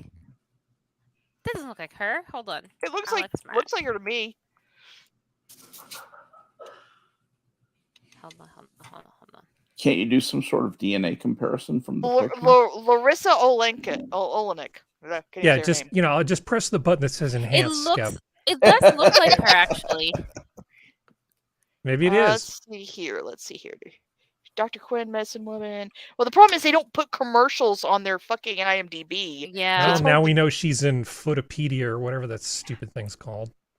Oh God, what are you looking at, Harry? I went on something. Oh yeah. No, I'm just saying. Here's a picture of her feet, and there's Wiki people who feet. get off on that. Wiki if you're gonna make a fucking comment, get the fucking word right. I don't know what it is. I don't. Footopedia is a great name for it. Wikipedia. Oh, writes itself. What's her name? Larissa what? Olenek. It is her. It is her. I was right. Olenek. I got it. Good idea. No, Good eye. It is. Yeah. It does look like her. Yeah. So this is. It is her. Another... I found the information. I found the image. Yeah. Okay, here's another stupid ad. This is 1985 Family Computing Magazine. I remember faces very well. That's the only reason. Turn the tracking. I missed that show. If your family owns a home computer or is thinking of getting one, you need a special connection. It's the connection between your family and the computer age. Family Computing Magazine from Scholastic. The people who have made Scholastic! I remember that. 60 years. Whether you're computer wise He looks like or he works for just starting Scholastic. out, Family Computing helps you get God, the look most at that out of home computer. It's so It cute. shows you how families like yours It doesn't use come their in pink. computers for And it only had 56 profit. megabytes. Homework and bookwork. It's all here in Family Computing. And now you can get Family Computing at special savings. And as a bonus, you'll also receive our very own computer dictionary. Yay! So, Skep, do you think we should get one of those? You want to go out and get a computer? One now. I want one now. I think those are going to really take off. What do you think? What do you think? Oh yeah, yeah. But- no home would be complete without this. Jeez. Just imagine the idea of needing a magazine to help tell you how to use your computer to balance your checkbook. And it was so interesting coming at it from a sociological point of view to see the changes that were happening, to see how we tried to tell of this new thing that was going to supplant really the printed world largely. I mean, the printed world's largely been at least duplicated, and much of it's been replaced by the online world. And we had to have publications that told of this great thing that was happening. It was an ironic and strange time with people who we felt our way. We really did. We felt our way into the information age. I mean, I can remember, being an adult and people were walking around saying, that we probably don't need more than about 300 or 400 mainframe computers around the world. They were still doubting that stuff in the early 1970s, that, they could get by with a limited number of computers. At least some people were. People who didn't know any better were saying that, Skep. That's it was coming from actually a lot of the third world who were just getting their first mainframes, and when they began to realize what they could do, they wanted to limit this. They didn't know how to react to it either. They said, "This is amazing. We have to keep a hold of this." I find it very interesting because I was talking with a friend of mine who, this is an immensely sophisticated man. He's a senior lawyer with the government, and actually has a master's degree in law. He's a captain in the Navy, and he feels it too. He thinks that the ability for people to communicate with one another, the way the internet has offered, where anybody can talk with anybody else anytime, blink of an eye. I mean, it really is pretty easy. That, he thinks that's a mistake. He thinks that we will regret losing the priesthood of the information age, and essentially by subject matter experts, those were the priests of information. Now we live in something where we're finding out that a lot of these so-called priests weren't really that impressive, and that we can acquire a substantial amount of information, frequently enough information to operate on, that we normally would have relied on somebody else to provide us with. And that's really upsetting the people who control the access to that information. And I think that's a good thing. I like disruption like that. Well, usually, okay, I promise this won't take very long. This will be relatively painless. Back in the 70s, when computers started to become more mainstream for business, people would try to say, hey, this is your business here, this factory, it really needs a computer. And so what you were signing up for was a whole group of expensive consultants who would come in and keep this somewhat unstable thing running. And if you actually tied your manufacturing process into it in any way, you ran a real risk of it just all shutting down when the computer crashed. These things were not terribly stable. It took a while for them to reach the point where they were mainstream enough that you could actually incorporate them into business. So that's kind of the low end, the PDP-11 kind of range of stuff. Supercomputers, when you started getting computers that you could really call a supercomputer, you had to sell governments on why you wanted this big expensive thing. So one of the ways they did this, excuse me, is they came up with what were called grand challenge problems in computing. And they were designed to be things that were considered to be sort of unsolvable by any other means. And only if we push the frontier of supercomputing would we be able to actually achieve these things. Like, can you simulate an entire aircraft on a computer, you know, in something resembling real time? There's a bunch of these grand challenge problems, and of course they update them over time. You know, so there's problems in things like stellar seismology that are very, very, very complicated. Quantum chromodynamics is another one of those. Just plain old mundane airplanes and stuff. That used to be aeronautical grand engineering. problem. How about that? Those are actually fairly easy. The Navier-Stokes equations are very difficult to solve, but they're actually not. They're actually well within the reach of a powerful desktop now. Yeah. So, you know, we keep coming up with more and more complicated things to do with computers because, of course, they want to keep building these big-ass computers. But the rise of supercomputing, because I showed that video from Lawrence Livermore a couple weeks ago, 2-3 weeks ago, those computers, I mean, they started doing serious computing in the 50s. 50s, 60s, 70s, but it was only when computers got to be really powerful that you could say, hey, look, this is what you're getting for your money. Right. You're not just saving time doing some calculations. We're actually doing amazing things that nobody thought we'd ever be able to do. Okay, enough talking by me. So I want to show you one more ad aimed at kids because this just amused the hell out of me. I want to know if anybody wants to buy this product based on the ad. Yes. Oh, yeah.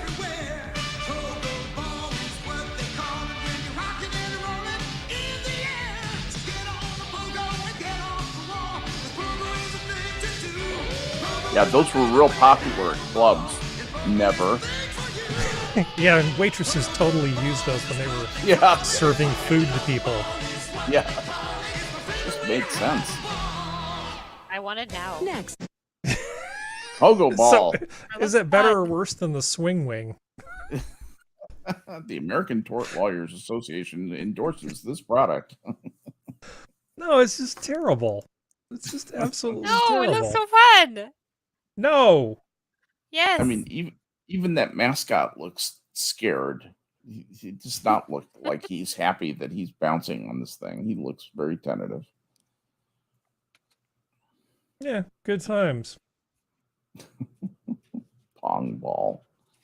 Well, we have a bunch more stuff ball. we could get into. Let me see. Dig into the archives here. Let's talk amongst yourselves for a moment while I look something up.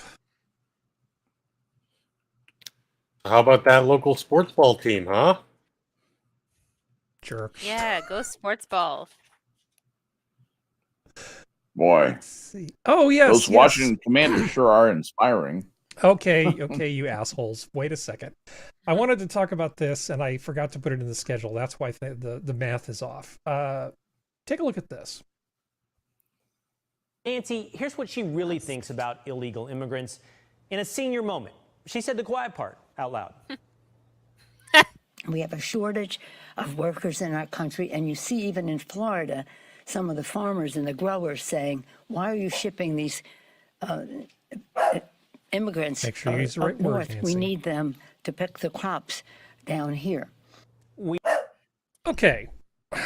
So I saw this and people are trying to make a real meal out of it. And honestly, except for the fact that she's obviously too old to be doing the job she's doing, I don't really take issue with anything she said. What is such a big deal about saying, why are we criticizing Nancy Pelosi for accidentally saying something that's true? You've got a bunch of people, you've got a bunch of people who show up here, many with an agricultural background.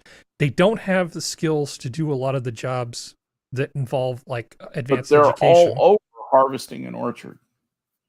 They're absolutely capable of doing that. Why wouldn't we put that first generation? I mean, their kids are going to go to school and probably we've gotten rid of testing, so we'll make sure that works out equitably for everybody. So don't worry about the next generation, but that first generation, they're going to end up doing a lot of unskilled jobs like agriculture and housekeeping and all that other sort of stuff. It's just a fact because you can't just say, well, you know, it says here, you're an airline pilot now. Go. On delay. You know, that doesn't work. So, well, am I missing something here about this Nancy Pelosi comment? Because I don't like defending Nancy Pelosi. I don't either, but in point of fact, that's not only legitimate, it's historically correct, it's realistic now, and it's the part that we've been guilty of for a long time, is that we've let a lot of illegal people, a lot of people who we say, well, you've broke the law. That's what everybody's getting all up in their high dudgeon about now. You broke the law coming in there. Well, we've been letting that happen for a long time. We have a piece of this. We owe the people who we have kind of with a nudge and a wink, a nod and a wink, have encouraged to come across the border as long as they were willing to do the jobs, as long as they limited themselves to doing the jobs that we didn't want to do ourselves. That was just fine. Okay, if we extended them that much, then I think we have to go all the way. Otherwise, we're guilty of that's guilty of real discrimination. It's just wrong. It's lying. It's wrong. It's wrong in so many ways I can't even say it. I agree with you because I mean, basically the same thing happens up here. Surprise, surprise. And I think that even giving them avenues to fast tracking their legal status, let's say, in saying, okay, well, you basically have three options. One, just do what you're doing and go through the process as normal, or don't, and then potentially be picked up or whatever. But option one, do nothing. Option two, civil service. You do some kind of stint in an armed service or civil service of some kind, and you know the Heinlein model. You pay for your citizenship through hard work, or if they are one of those people who, well, this guy actually shows great aptitude for computer programming, so let's get him if he can make it through the rounds of picking up this advanced skill, then I have no problem with brain draining the rest of the world. I don't care. Yeah, but those people usually try to do the legal route rather than sneaking across the border with the help of the coyotes. If you've got I'm just speaking from broadly in Guatemala, immigration. It basically already exists that we will brain drain. Not just the United States, Canada, the UK, the Western world likes to brain drain the rest because we do like to take exceptional people. We want more doctors. We want more computer science majors. Like we want these people because that's how we excel in the way that we've excelled since the inception of our nations. But 99.9% of the migrants coming across the border are not going to be those people. Now, their kids might be. But, I mean, obviously, since you're not going to allow me just to put them on a bus and send them home and tell them to fill out the requisite paperwork and come back when they've been approved, because that would be plan A in my book. Since we're not going to do that, once they're in this country, I would just as soon say, well, you know, we're going to offer you this job. It's not in a brothel or anything stupid like that. Here's a job that you can do. Are you willing to do it? And then if they don't want to take honest labor, then maybe we have another opportunity to put them on the bus and send them back. Because if you turn down honest labor, and I'm not talking about exploiting anybody. Working in agriculture is the problem honest is labor. administering that, Harry. We can vanish into the interior at any time. We do that up here. It's called the Temporary Foreign Worker Program. And we do say, hey, if you want to work in a kitchen scrubbing dishes, you want to pick the fields, whatever, hey, have at it. You know, you'll get paid. You'll be protected by, you know, a relatively safe nation and blah, blah, blah, blah, blah. But that's the big problem there, Skep, is a lot of them, and they know about these loopholes. They have an anchor baby, or they get lost somewhere else and they just reside. And then that is kind of a problem, because you need to have some sort of metric to observe these numbers and control these numbers so that it doesn't flood your system. Because, yeah, you know what? Kids these days, they do need an honest job to go on summer break and whatnot, to go work on a farm, to go work with their fathers in the car garage, or, you know, the auto garage or something, you know, to get some sort of hands-on experience and learn those notions of responsibility that I think a lot of the previous generations, where are we, millennials, really had in abundance. Like, I had my dad, I had my dad's friends, I had my friends' dads who I could apprentice with in a plethora of places, and I did. And I found one I really liked in working on the farm. I got really lucky in that. Yep. Sorry to go off on a little bit of a tangent, but so if we can control those numbers, those things can still be available without, you know, they took our gerbs, people. I have one more little piece of outrage here. This drives me absolutely crazy. Is it food? No. So a warning about big hacking threat against the LAUSD district. Hackers are threatening to release certain data by Monday if certain demands are not met. And Eyewitness News reporter Tim Pulliam is live in the newsroom with all the details. Tim? David, the LA Unified School District is dealing with another threat as they try to bounce back from that ransomware attack Labor Day weekend. School leaders say the criminals are planning to release the district's sensitive information online. The nation's second largest... Yeah, the second largest school district in the United States is being blackmailed once again by cyber criminals. I know it's really hard to do computer security, but it's not this hard. All I'm saying is, depending on the information they're releasing, we may want them to release it. That's all I'm saying. Yeah, that was sort of what I was kind of curious what the sensitive information was. Test scores. Yeah, probably. Yeah, it's those 15 years of test scores. Be real shame if we release these test scores. I've seen them. It's probably salary data and a bunch of other stuff. Yeah, and just things that the upper management's going to find to be embarrassing. It's not going to be how much paste Timmy ate in a year or anything like that. I don't know. Look this up on this LA Unified School. Well, I guess they were ransomwared on Labor Day weekend too. Yeah. Okay, so this is the sure, that's fine. A criminal syndicate claims to be prepared to release 500 gigs of data by 12 a.m. London.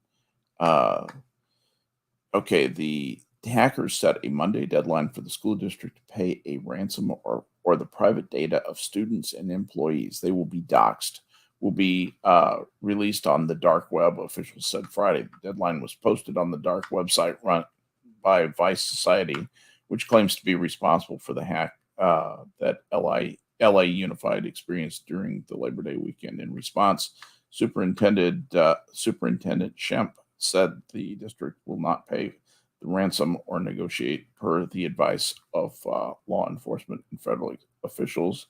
Blah, blah, blah. This level of demand was, quite frankly, insulting, and we're not about to enter into negotiations with that type of entity. Shemp told the Los Angeles Times. Mm-hmm. And let's see, they are prepared to release of okay, it's students' names, grades, course schedules, and disciplinary records and disability status. You know, that whole thing about get off the babysitter or it'll end up on your permanent record. They weren't kidding. Yeah, yeah. So anyway, risky business for anybody who doesn't know the movie. Yeah, but what Harry said about this, physical security. The easiest way to get somebody's password is to walk through their office spaces with your GoPro going. Seriously, you'll come out with 4 or 5 passwords just from walking past people's cubes. You'll see it posted on Post-it notes and stuff.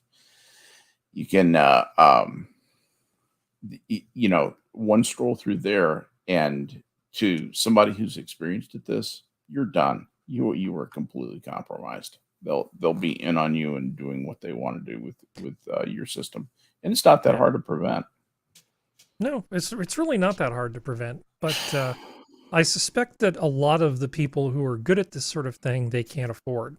They do the typical, well, we're going to make you a government person. We're going to pay you government scale. And, so what we want is somebody with a $250,000 a year skill set that we're going to pay $97,000 a year to. Well, or the other thing is that they just get somebody and say, you're going to be our new security coordinator. We don't expect you to be technical on this. You have to coordinate these security resources. Slyquisha.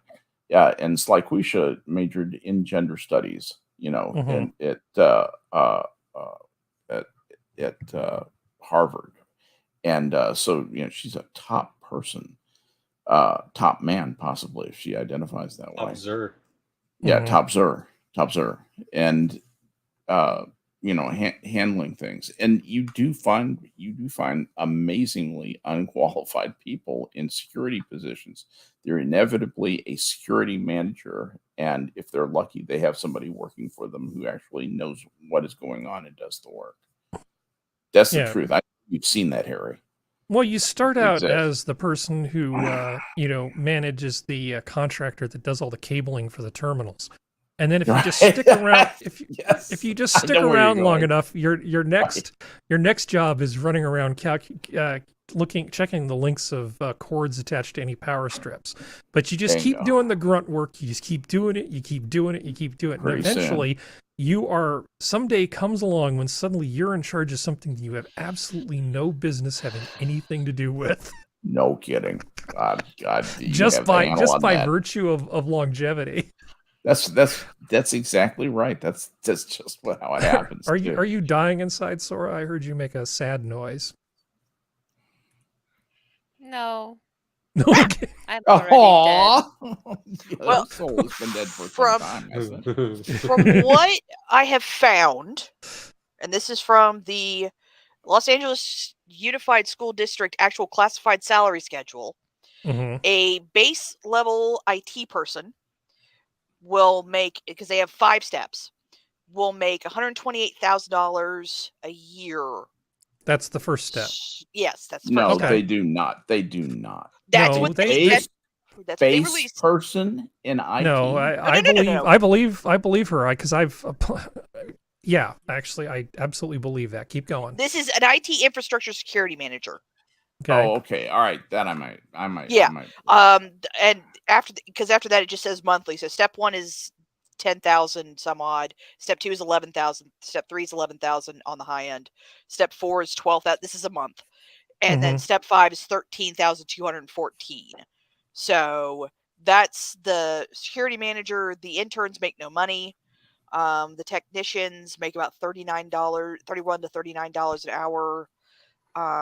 Operations manager, which they're at their highest, they only make 9,000. 9,000 is still a lot, don't get me wrong, but they only make 9,000 a month. Not if they're living in LA, it isn't. Oh, I know it's not there, but an IT support technician level 1 makes 28 an hour at its highest. Step 2 is 35, like an IT technician 2. The supervisor makes $45 an hour. Like, they're just not like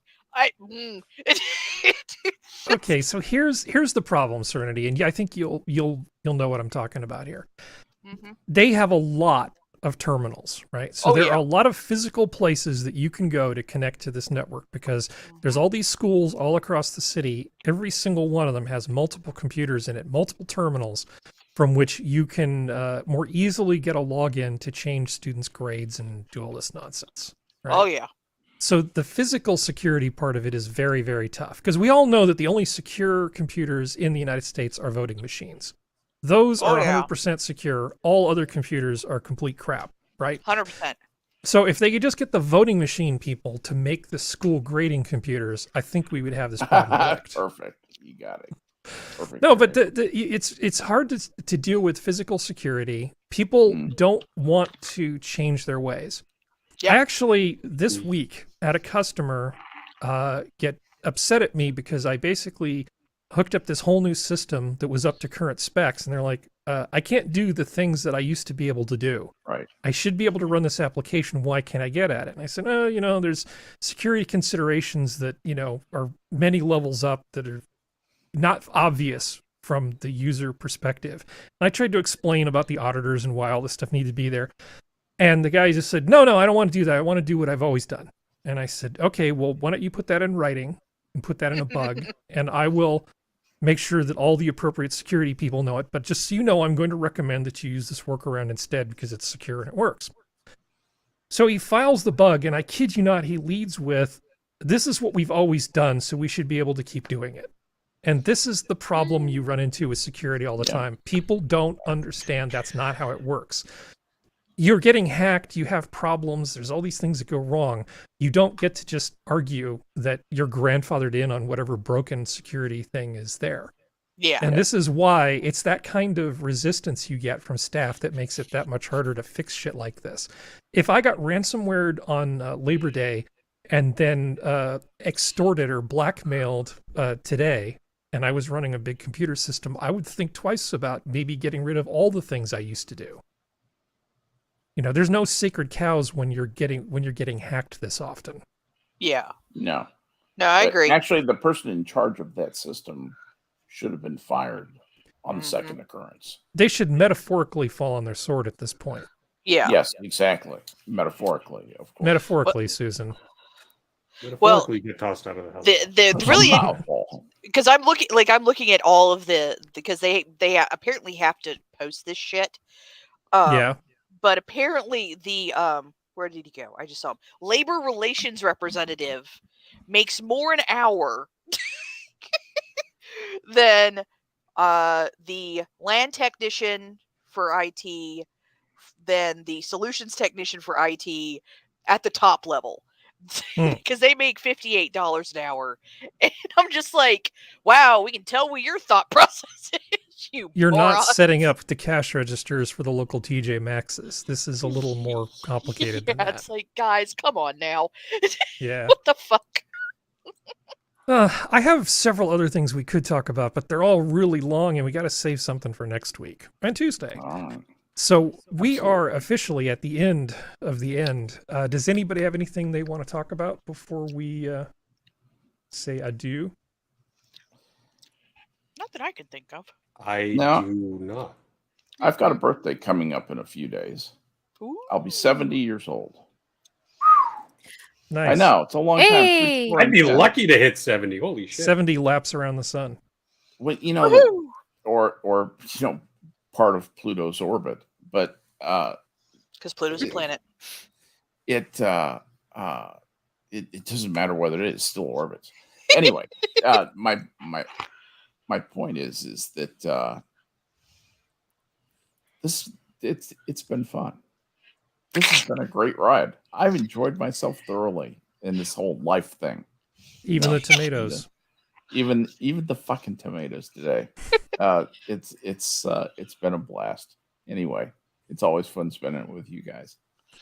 Yeah. Even the worst day of working with tomatoes is better than the best day working with Informix. You're not wrong. Oh God! Oh, you were not wrong. I'm sorry. I didn't mean to trigger Skep on the way out. Hey, I have stories. Bye. Your lives. Your pet